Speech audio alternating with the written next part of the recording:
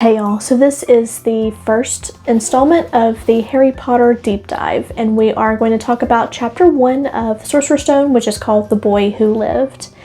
This is a brand new project that I have started. We're going to be diving deep into these novels, one chapter at a time. The format of these probably will change and evolve over time as I get feedback from you, and just kind of see how things go as we move forward.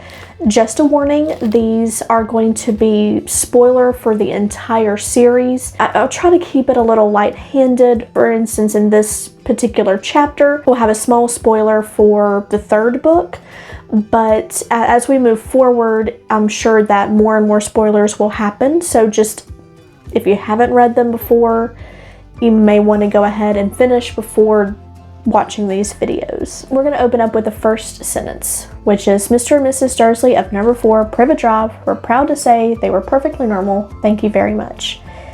In this first chapter, we actually learn quite a bit about the Dursleys. We learn that Vernon is a no-nonsense kind of man. He loves control, and he also loves his son. He has to control everything, but his son, who is clearly not in his control, he loves him anyway. He's very proud, calls him a little tyke. So it's a very fatherly kind of thing. The thing about these books, and one of the reasons why I wanted to go into this deep dive, is reading these books when I was a child. I think I started reading them, the third one had just came out, and I think I was pretty much the age of Harry Potter. So I think when the third one came out, I was already 12 or 13, and so I read the first one, the second one, caught up and read the third one. Reading these books as a child is very different than going back and reading them as an adult.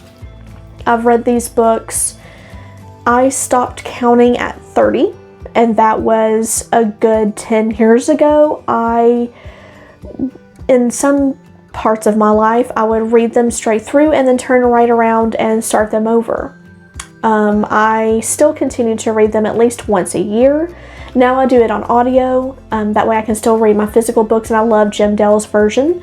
So I tend to go with the audio, but reading these as adults, it changes your viewpoint.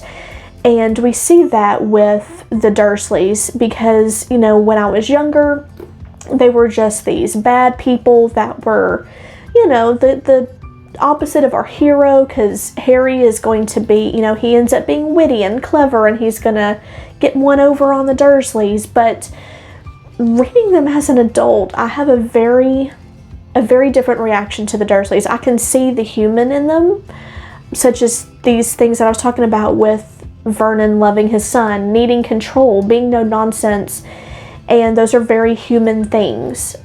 But I can also see the depth of their cruelty in a way that I never did when I first read these books. These books got me through a lot. They got me through my own father's death. They helped me deal with that and deal with a lot of things I was going through with at school. So I just wanted to touch base on that, because that's going to be an important part of what we're doing here, is really seeing how human that these people are and looking at this through an adult lens. So just bear that in mind. Back to what we were saying.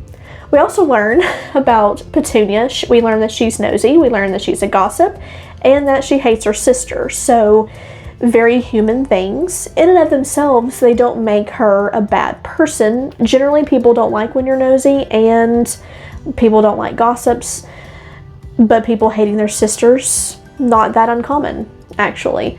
So we get these very human people, and then you meet their son Dudley, who obviously has behavior issues already.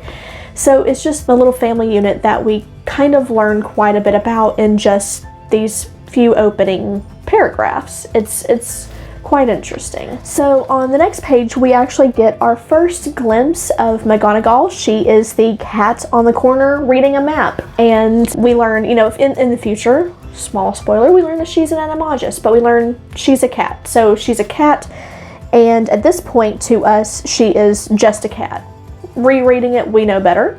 But she is just a cat at this point. So we move further into the chapter and we get our first glimpse of Dumbledore, and we see the Deluminator, but it's at this point it's called the Put Outer, and that always bothered me. Even as a kid, I felt like the Put Outer wasn't very inventive or imaginative, but by the time we get to the 7th book, she calls it a Deluminator, which I think that's a better term. I'm not really sure what else. I can't come up with a better name, so it is what it is. But I like Deluminator a lot better than I like Put Outer. So in this first conversation between Dumbledore and McGonagall, we learn a lot about both of them. We learn, Dumbledore seems to be a bit outlandish. He seems to be more laid back, but very serious. Professor McGonagall comes out and says that he's the only one that Voldemort was ever frightened of.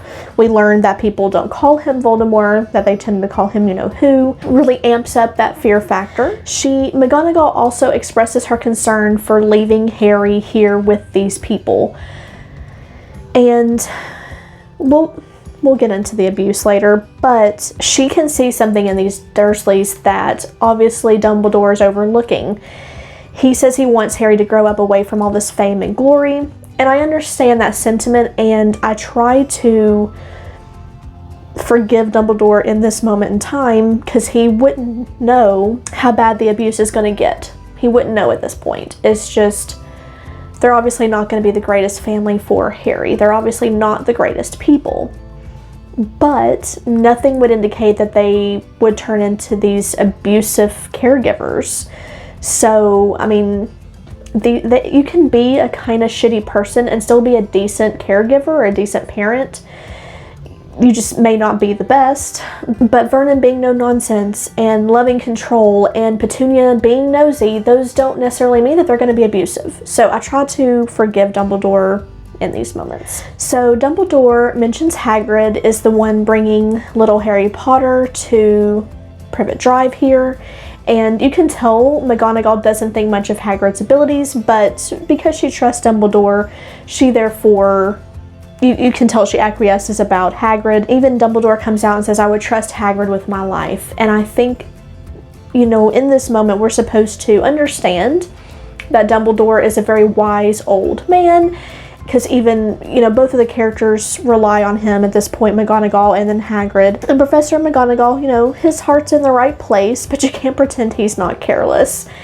And that really says a lot going forward in these books. Hagrid makes a lot of mistakes, bless his heart, and drinks a bit too much at times. But Dumbledore trusts him with his life and trusts him with Harry's life, and that's the end of it. So Hagrid shows up on the back of a motorbike, and I find it interesting because I want to know how Hagrid would have came if he hadn't have seen Sirius there at the house, but Sirius Black is mentioned. Sirius Black is the one that lent Hagrid the motorbike to bring Harry here to Dumbledore. It's interesting to see Sirius in these early pages. We're not even 14 pages in, and his name has already been just dropped like it's just a little nugget there, and he becomes such an important character, and he's just so casually mentioned here.